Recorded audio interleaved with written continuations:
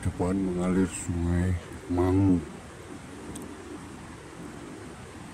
Bangunan candi Hindu didirikan di dekat aliran sungai atau mata air, dan sebagai pagar luar adalah tanaman bambu. Itu karakter di daerahku Magelang. Dan kita juga ada di daerah yang berpohon bambu.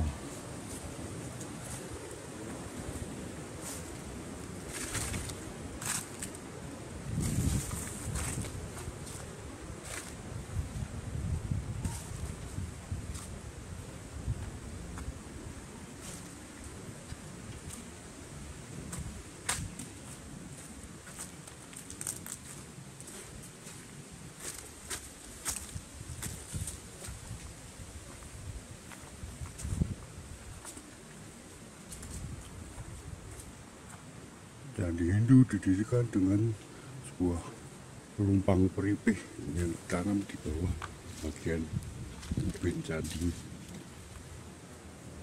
Dan ini adalah lumpang peripih untuk menaruh abu binatang selain sapi, lalu koin ma atau mata uang masa Mataram kuno, dan perhiasan serta benih tanaman padi atau benih pangan sebagai simbol ruh atau mediator terhadap roh leluhur atau dewa-dewa.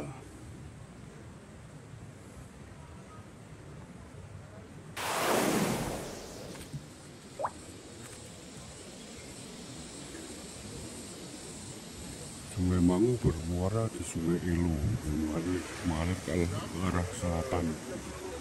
Dan di seberang sana itu muara sungai kan bagi umat Hindu adalah lokasi yang suci, karena pertemuan dua aliran sungai itu alirnya suci. Makanya di sini di sebelah sana terdapat sebuah makam yang disebut sebagai makam Gedongan. Dan di arah utara sana terdapat dusun Dukunan, itu juga terdapat 3 buah lumpang peripih, yang itu kalau dalam bahasa umat Hindu itu kan lumpang peripih adalah seperti pada awal video tadi. Jadi berarti di sana ada 3 bangunan candi Hindu, dan disebut dukunan karena ada banyak dukun. Dukun itu dalam bahasa Jawa kuno itu bukan berarti orang itu kan berarti bukan kayak dukun santet atau apa, tapi merupakan sebuah orang-orang pintar. Hal ini terbukti di Kabupaten Magelang terdapat wilayah Kecamatan Dukun yang berada di tebing barat Gunung Merapi, dan di dekatnya di sana ada desa Kajangkoso dengan bangunan candi Hindu yang lebih besar dari candi Prambanan dan Borobudur.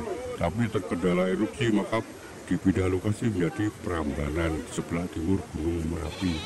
Ini kita di muara Kalimangu ke arah Sungai Elu. Di depan mengalir Sungai Elu. Sungai Elu mengalir ke Kali Progo ke Laut Kidul atau Samudra Selatan. Belakang sini aja sama ibu, bapaknya di depan. Dia nggak apa-apa. Di depan sana juga terdapat sebuah muara sungai kecil yang disebut Kali Susuh, yang bermuara dari mata air sumber. Di mata air sumber tersebut terdapat juga beberapa lubang peripih. Kita ke muara Kali Susuh ke Kalimangu. Di sana juga seperti yang bilang tadi adalah lokasi pertemuan dua aliran sungai adalah air suci. Makanya saya pastikan di sana juga pernah terdapat bangunan suci dan mungkin candi. Kita ke arah sana, tapi sebelumnya kita lihat Arung Jeram.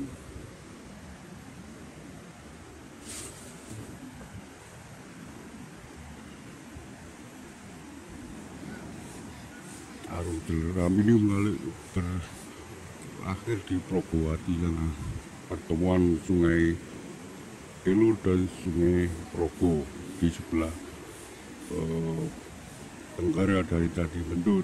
Itu berarti di wilayah dinasti Sayelendra yang beriman Buddha.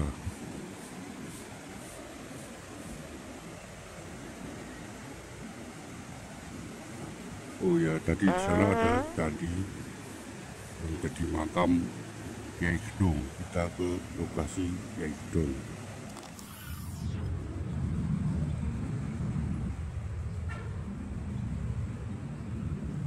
Ini adalah komplek makam Mbah Kiai Gedong.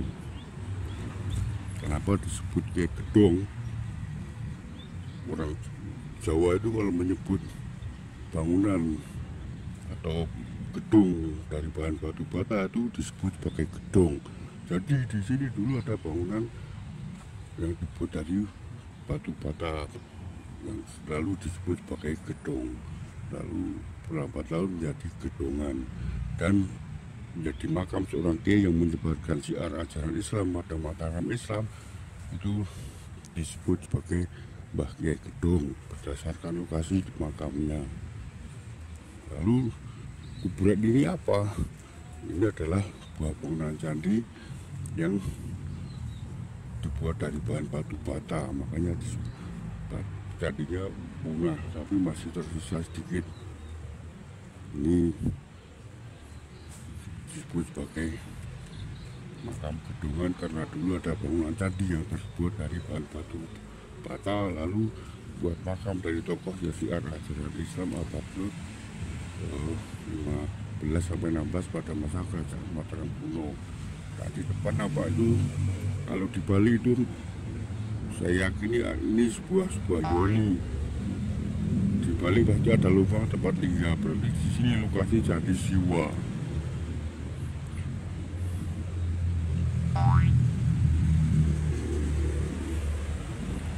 Makam Jawa itu bagi karakternya adalah ada nisan yang berbentuk ini seperti yang disebut sebagai maesan. Ini bisa kita lihat sisa-sisa batu candi.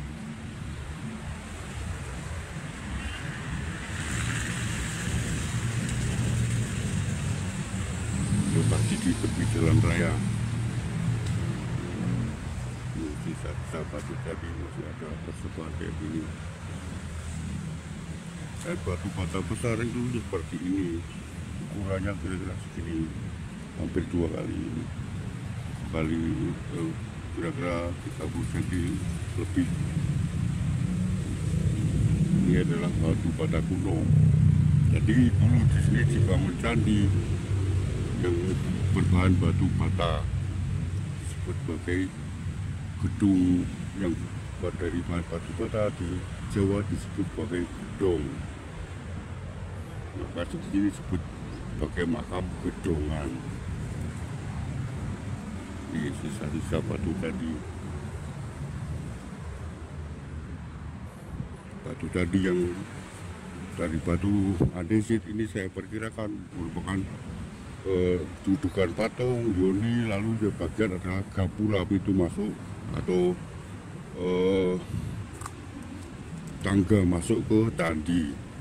Karena kalau dari batu bata nggak mungkin kalau dibuatnya sebagai tempat berpijak dan sebagainya masih tempat rusak.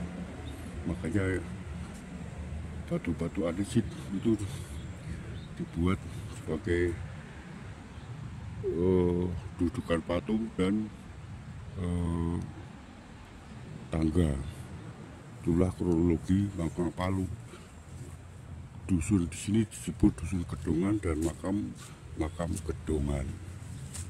Gitu, kita berlanjut ke lokasi lain yang ada di hulu, di muara sungai, kali kecil, kali susu.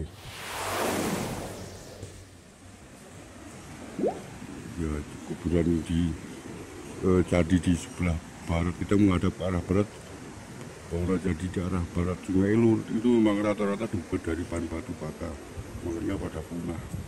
Kita di sebelah timur aliran Sungai Elu dan kita sekarang menuju ke muara Kali Suso.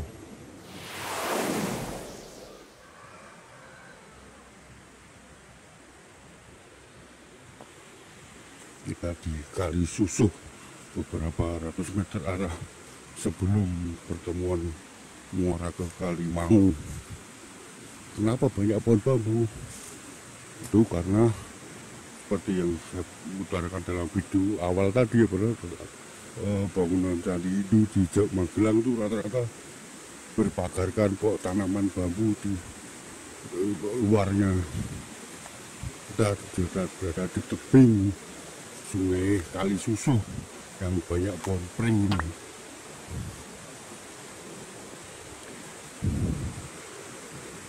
Dan yang pada awal tadi kita sudah melihat tanaman besar itu adalah disebut sebagai buah lu, dan lokasi ini pun bertebing. Makanya tebing atau gunung bukit kecil itu dalam bahasa Jawa disebut sebagai karang. Hunian di bukit namanya karang, dan itu tanaman lu, makanya disebut sebagai karang lu. Itu buah lu.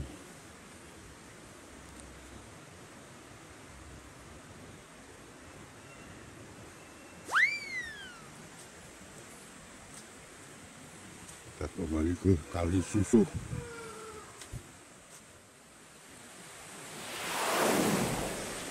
Di bawah itu mengalir Kali Susuh.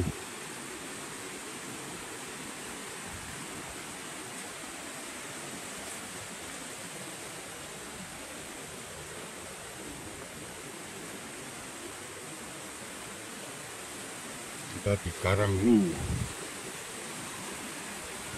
bukit berpohon lu, jadi Karang Lu. Kita lebih ke depan lagi.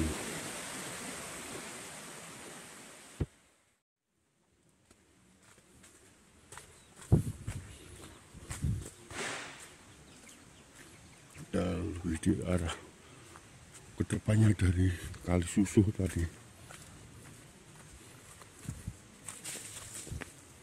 Nah, repotnya wong busan ya gini nih. Mungkin ayo nampasi.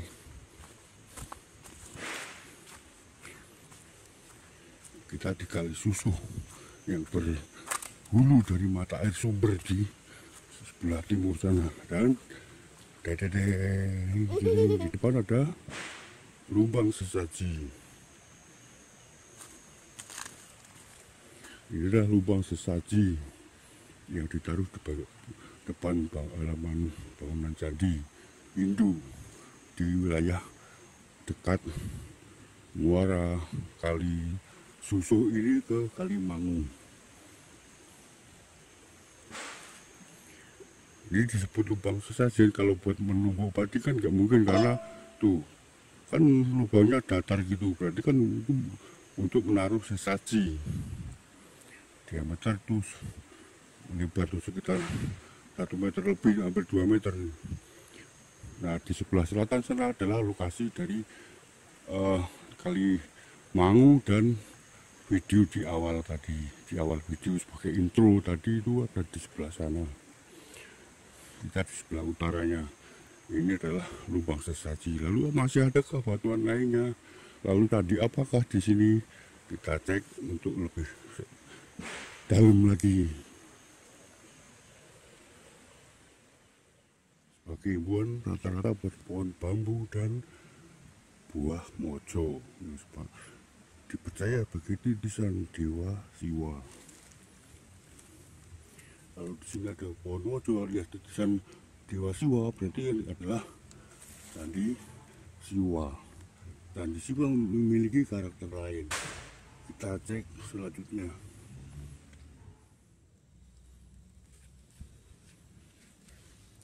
Ini adalah Yoni yang menjadi nisan di kuburan Karanglu.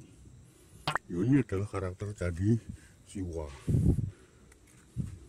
Di sini juga kemungkinan dibuat dari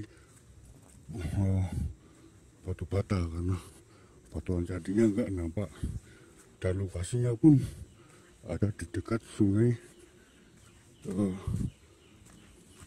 Susuh. Di bawah sana mengalir Kali Susuh dan berpohon bambu. Pagar luar candi Hindu.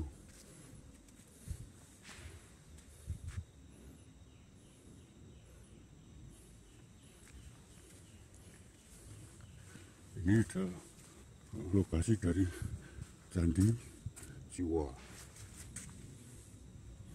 berkarakter Yoni.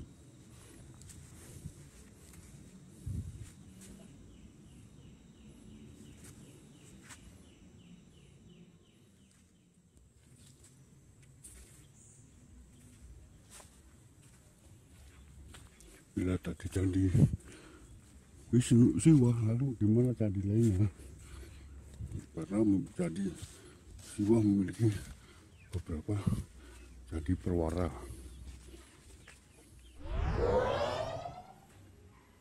Bangunan candi perwara menjadi bangunan masjid.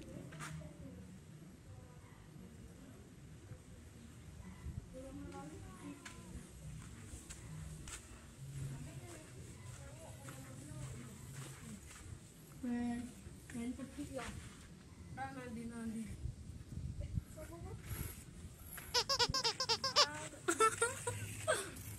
Rambut lah.